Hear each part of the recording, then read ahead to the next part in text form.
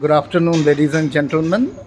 We have with us today as our guest in another edition of APAC Dialogue, Dipesh Kora from Kaspersky, and he will talk us about both the consumer and B2B business in Kaspersky. So, my first question is if we look at the India and overall South Asia as a market, what will be the contribution proportion between the consumer business and the B2B business? So, like I spoke to you earlier on this, earlier consumer was a major part of the overall South Asia business as compared to the B2B segment. But today, the consumer segment contributes to maybe less than 30% of the overall business that we do across South Asia. And like I pointed out earlier, we've been growing consistently at the rate of 45-46% year on year. So, in fact, the consumer business in the last 3 years has gone up by more than almost double digit, close to triple digits, almost doubled the business in the last 2 years for consumer. So if that's the way it's going to look, and it is still 30% or less than 30% of the overall contribution, then we can see that the major growth has come on the B2B side and a large part of the enterprise business. So this when majority is contributed by B2B business, which are the verticals we using maximum traction, and do you see any trends in those specific verticals? Sure. So maximum traction is coming from the BFSI segment, the IT/ITES segment, followed by the government segment. So these three places is where the major contribution is coming from. Obviously, we've seen much more growth in the manufacturing segment as well, but comparatively, if I look at the volumes and the numbers, BFSI and IT/ITES is doing the best. And what has been the accordingly, say BFSI and ITITS have already been more mature in terms of adopting Exactly. technology, unlike government. So strategically in these three segments, how are you approaching? See, the BFSI, like I said earlier, is has different kind of use cases. They have different kind of investment availability. The cyber teams in the BFSI segments are far more mature, and it's a highly regulation-driven vertical. So obviously there is a lot of compulsion that comes in from the government as well, that the BFSI is supposed to spend. That's where the spending power of BFSI is higher. Also, I mean, being a very sensitive business where the business is money, so anything lost in a cyber attack is direct related to money which is being lost. So it's much more quantifiable when it comes to a cyber attack kind of a scenario. When you know how many crores or millions you've lost in the case of a bank being attacked. So it Exactly. just makes it more sensitive and much more adaptable to cyber defense technologies. IT/ITES has different pain points because they deal with young minds, young bloods, 20-year-olds, 25-year-olds, 22-year-olds, highly millennial guys who are completely tech savvy. So it's important to keep a check on them and regulate their behavior when they are within the organization. And all their guys are techies because they belong to the IT/ITES segment. So obviously their use cases and their pain points are different. So the cyber defense methodologies for them and their pain points are different from a bank.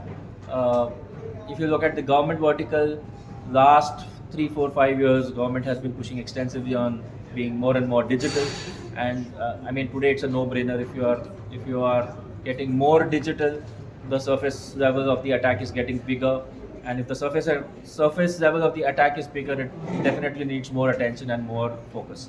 So that's how the investment patterns are for different verticals, and they all come with different set of challenges. And fortunately for us, because the portfolio is so large from the cyber defense perspective, we are able to cater to all these segments based on their pain points, and accommodate the kind of use cases that they want to solve. So it's helping us in the long run. So when you're talking about this large portfolio, I remember about 1.5 years back you mentioned anti-drone and OT security are going to be two future focus areas. Exactly. So what have been the traction there till now? So I think I'm glad that you still remember.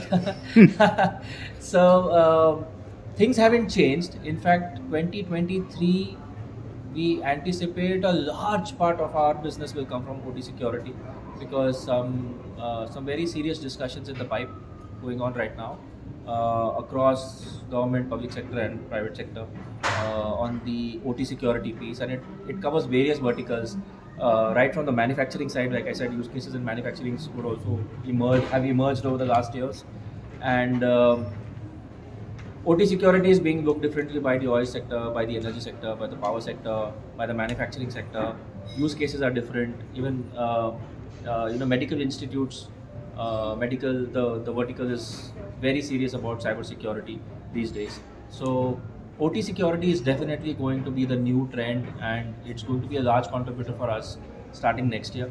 Also, a lot of predictive technologies like threat intelligence, cyber assessments, breach readiness of organizations. These kind of services being taken mainstream discussion with a lot of this large enterprise segment, and I think that's a very welcome change because it's always good when your end user, your customers proactively want to come and have themselves tested. It's like a health check. That definitely helps. So those things are going to be very much in the pipe. Talking about anti-drone, it's a very niche technology which is being focused right now. We're already couple of projects being discussed, but obviously the technology is very different from a typical cyber technology. So the time duration of the discussion is longer, the deal size is longer. The project it's not a business transaction, it's a project, so it needs to be handled in a different way. But yes, definitely on track, and there will be some good news coming in that direction as well as we proceed into 2023 and 2024. Okay. And my last question would be, you mentioned two areas, but in 2023-24, we look at for the next 12 to 18 months, what are going to be the key focus areas? I've always been a channel-driven guy, so channel enablement is going to continue in a much more focus-driven way because we've learned what we've done in the last 2 years and what has worked for us. So we're further improvising and taking that forward. The breadth of the channel needs to increase. So we are doing a lot of effort to increase the reach further, going down to tier 2 and tier 3 cities as well. So that is going to be the major focus. We are going to focus extensively on MSP business, managed security services business, and work closely with managed security services partners. A lot of traction already happening on that. We are going to focus, like I said, OT security is going to be major focus area for us. So these are the things that we are now completely focused on, and if I can put it, these are the low hanging fruits for 2023 now. So that's how things are for us. Okay, thank you.